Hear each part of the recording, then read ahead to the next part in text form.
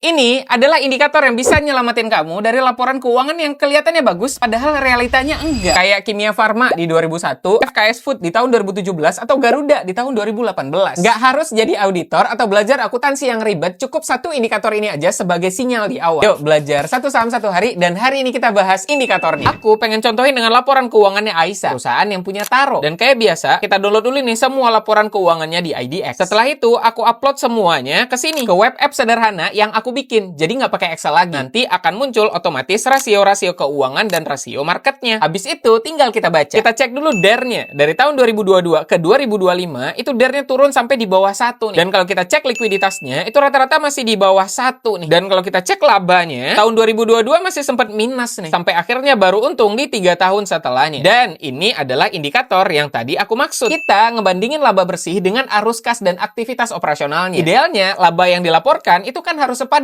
dengan cash flow-nya. Di atas 1 artinya bagus, jadi laba yang dilaporin beneran ada uangnya dan bahkan lebih. Kalau sekitar 0,5 sampai 1 itu masih wajar, tapi perlu kita perhatiin. Tapi kalau di bawah 0,5 apalagi negatif, nah ini yang perlu kita waspadai nih. Tandanya labanya banyak nyangkut, entah di piutang ataupun pos non-cash. Jadi nggak ada cash benerannya. Tapi juga perlu dipahami ya, ini bukan kalau rendah itu otomatis red flag. Karena kalau rendahnya 1 tahun doang, itu bisa dianggap wajar tuh. Mungkin bisnisnya lagi tumbuh cepat, atau tipe bisnisnya adalah musiman. Yang perlu kita waspadai itu kalau polanya terus berulang setiap tahun. Jadi sekarang kamu udah tahu bagaimana cara ngecek kualitas laba dari sebuah perusahaan. Next kita mau bahas apa lagi? Komen aja di bawah ya. Oh iya, kalau kamu mau coba aplikasi ini, komen aja apapun di kolom komen. Nanti aku share link aplikasinya ke kamu. Jadi kamu bisa cek laporan keuangan dan kualitas laba dari perusahaan incerannya kamu. Semoga bermanfaat. Assalamualaikum warahmatullahi wabarakatuh.